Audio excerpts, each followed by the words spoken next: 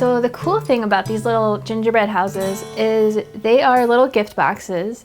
You can put, some homemade cookies or candies or little treats in there for someone, either as part of a gift or just as the gift itself for, teachers, neighbors, whatever. So you can also put a little tea light inside, like an LED tea light, obviously not a regular candle light. And these I got at Michael's for, I forget, they're cheap, and they're either by the single or in a package of like 6.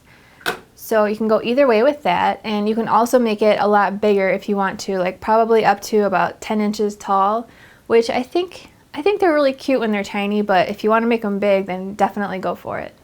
So the brown cardstock that I used is just a medium brown from American Crafts, but I also cut these out in a darker brown and a lighter brown, and that looked really cute too. So you can kind of go either way on the browns. And like I always say, as long as your cardstock is coordinating or you think it coordinates, it's going to look really cute. And the paper that I used is by Creative Imaginations, and there's only like 4 different double-sided papers in this one, so it's a small collection, but it is called Sweets for Santa, and it's by Creative Imaginations. So the little tiny crackers are also super fun, and I like them because they're little and petite and they kind of look like little candies or something. So that's a lot of fun to play with your ribbons and your coordinating papers. You could definitely add them to a gift or a stocking or tie them on top of a gift. So to go along with the cute little baking theme, I also came up with this cool card with all these different baking elements, which you can also use separately. Like if you're making a recipe book or something, you can just use the oven mitt or whatever. So this little Noel stamp is from our Pumpkin Patch Stamps Gingerbread Kisses stamp kit, this one right here. And it fits perfectly on this shape, which is included, but you could also leave off this shape and cut the tag in a lighter color and use a different stamp or stickers or something. Or if you have cute handwriting, you could even just write something cute on it. Then on the inside of the card, I used a cute little Merry Christmas stamp, which is from a different Christmas stamp set that we have called Holiday Traditions. Merry Christmas right here. And then on the back, I used a cute little From the Cozy Craft Studio of, and then I can just write my name in there, which makes it a cute little personal touch. This one I grabbed from the Heirloom Traditions stamp set. So one more thing that I thought of that would be a really cute idea with this is to take like kind of a wide satin ribbon and just tie a ribbon around with the bow on top of this. It would look really cute. So I've got all my pieces cut out in a darker brown for this little gingerbread house here. And it's actually a lot easier to put together than you would think, just one step at a time. So let's sit down and get started. So here is my cute little house, and the top and the bottom fit together nice and snug, but not too snug. And the bottom is super simple and the roof is a little more complicated, but if you're making one of the other 2 houses, the general idea is the same, so you can still follow along. So here are all the pieces for my house, the top and the bottom. And like I said, the bottom is super simple. It's just these 2 pieces here. So we'll put that together first. But just to give you an idea, this is the parts that make up the roof. These are the 2 main parts. And then some trim here, and then the cute little decoration on the front. So I've gone ahead and glued my little windows and my door and the vellum on the back side. So this is obviously super simple. You're just going to put some glue on all of these tabs here and just fold them around and glue them where they go. It's really just a box with 2 triangles sticking up from it, so that is totally easy. Now let's take the 2 parts of your roof, the 2 main parts here, and it doesn't matter which one you do first, and it doesn't even matter which side you start on first, but just pick one of these outside tabs and just put a line of glue down the outside of it and flip it around so that it forms a little cube, a little rectangle here, and you can even fold it down to be sure that it's in the right place. You can fold it back and forth and it stays in the same place and folds a nice long rectangle.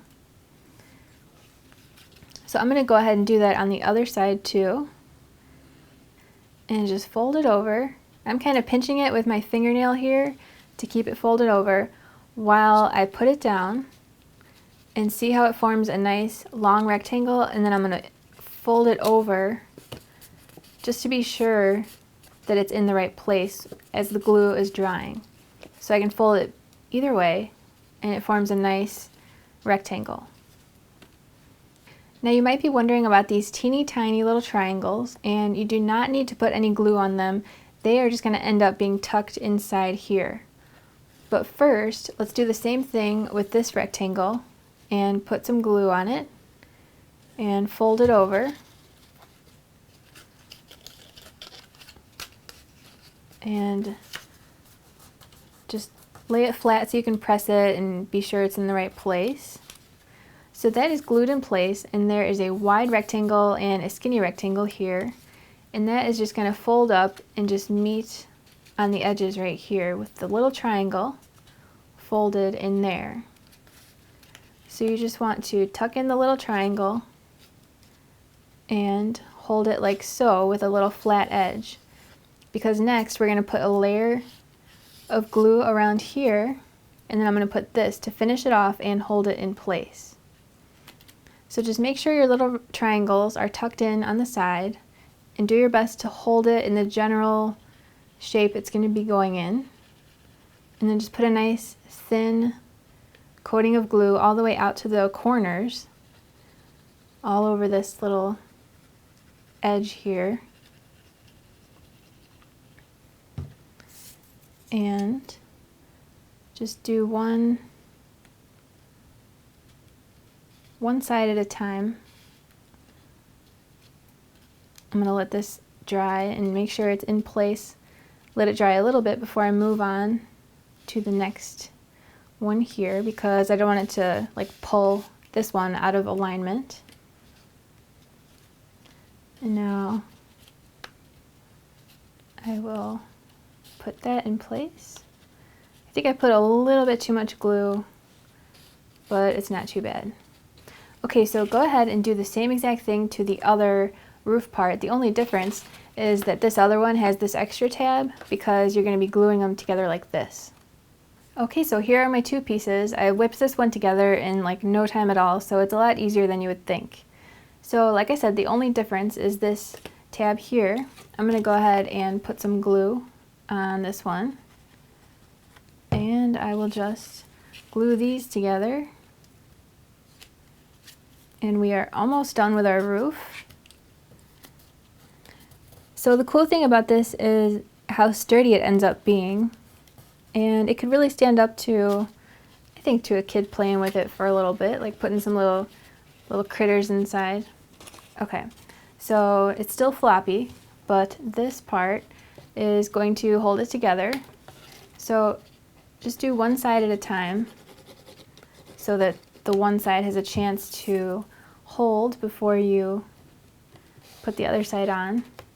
So just give it a couple seconds to set and take hold, because this part really holds it all together, and it makes sure that you've got it, this piece right here makes sure that everything is like where it should be.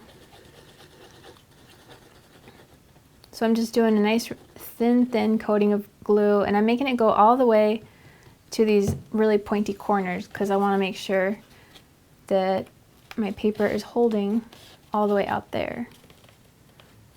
So I'm just scooching it around until it is in the right place, and then I will put this side over here, do the same thing, and then just take your piece here, fold it in half, and let me show you where I put the glue, because it just goes like this.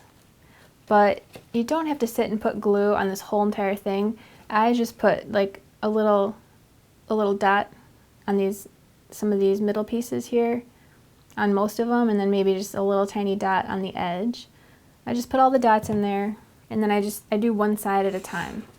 So I put that side on, and then I'll flip it over, and I'll put my dots on this side, and then I'll just put that like this. So that is how that works, and your finished roof will look like this. So here is the piece for my cracker, and my little trick with this one, you don't have to do it this way, but I found that it helped me, is to take something like a glue like this or something similarly shaped and bend it around, which just, it helps you hold it in the shape that it's going to eventually be in while you're trying to glue it. So I'm just going to put glue on this last segment here, and it's going to completely overlap with this segment over here. And then I will just line these up like so. And this glue is just helping me, gives me something to push on from the other side a little bit while the glue takes hold. And just hold it and let it dry.